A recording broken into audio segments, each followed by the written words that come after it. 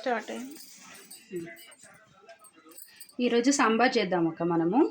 దానికి ముందుగా ఒక కప్పు పప్పు తీసుకొని పసుపు నూనె వేసి ఉడికించి పెట్టుకోవాలి. తర్వాత సాంబార్కి వెజిటేబుల్స్ కావాలి కదా, అందుకని నేను మునక్కాయలు, వంకాయలు, క్యారెట్, టమాటా అవి తీసి పెట్టుకున్నాను. మిగిలిన ఏమైనా వెజిటేబుల్స్ ఎవరైనా ఇష్టం ఉన్న వాళ్ళు కావాలంటే వేసుకోవచ్చు. తర్వాత తాలింపు కోసం ఉల్లిపాయలు, పచ్చిమిరపకాయలు కట్ చేసి పెట్టుకోవాలి.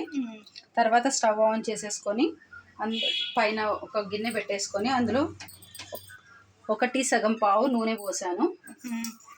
తర్వాత అందులో కొన్ని మెంతులు, ఆవాలు,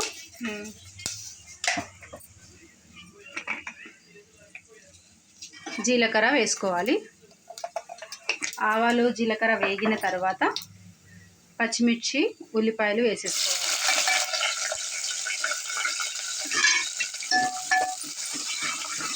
ఇవి వేగాలి కొంచెం.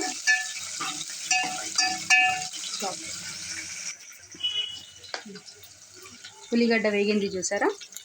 ఇప్పుడు కొంచెం పసుపు, ఆల్రెడీ పప్పు ఉడికేటప్పుడు పసుపు వేసుకున్నాం కాబట్టి చిటికెడు వేసుకుంటే సరిపోతుంది.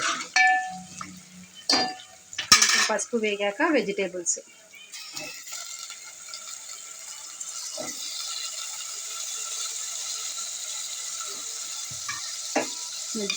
టమాటా అన్నీ వేసుకొని ఒక్కసారి కలుపుకొని ఇదే స్టేజ్లో ఉప్పు వేసుకోవాలి. ఉప్పు వేసుకుంటే వెజిటేబుల్స్ తొందరగా ఉడుకుతాయి.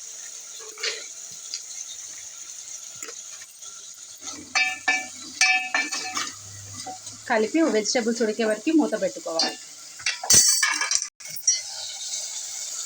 చూడండి, ఒకసారి మూత తీసుకొని ఇలా కలుపుకోవాలి. ఇంకా ఉడకలేదు, కొంచెం ఉడకాలి ఇంకా వెజిటేబుల్స్. కలిపి మళ్ళీ మూత పెట్టుకోవాలి. రండి, వెజిటేబుల్స్ ఉడకాయలేదు చూద్దాం. చూసారు కదా, వెజిటేబుల్స్ ఉడికిపోయాయి. నూనెలోనే వేపుకోవాలి.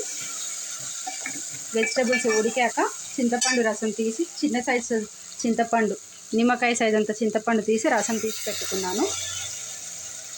ఇలా ముందే తీసి పెట్టుకుంటే మనకు టైం సేవ్ అవుతుంది అండ్ త్వరగా కూడా అయిపోతుంది.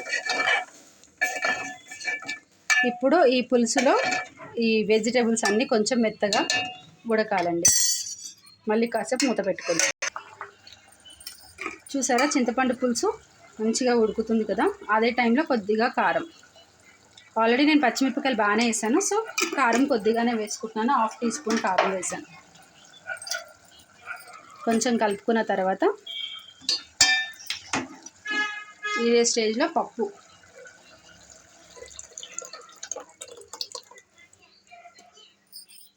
వేసాక సరిపడా నీళ్లు చూసుకొని వేసుకోవాలి.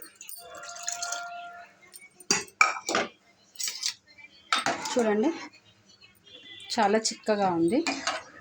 సో కొన్ని నీళ్లు పోసుకున్నామండి.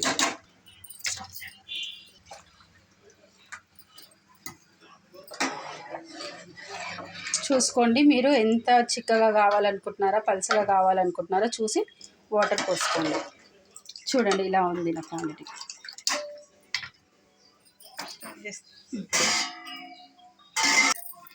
నీళ్ళు పోసుకున్నాక ఇంగువ కావాలంటే తాలింపులో కూడా వేసుకోవచ్చు, కానీ నేను ఇలాగే వేస్తాను. సాంబార్ పొడి, అది హోమ్మేడ్ సాంబార్ పొడి అండి, ఇంట్లో చేసుకున్నాను. లాస్ట్లో పుదీనా, కొత్తిమీర వేసి సాంబార్ మంచిగా మరిగే వరకు ఉంచుకోవాలి.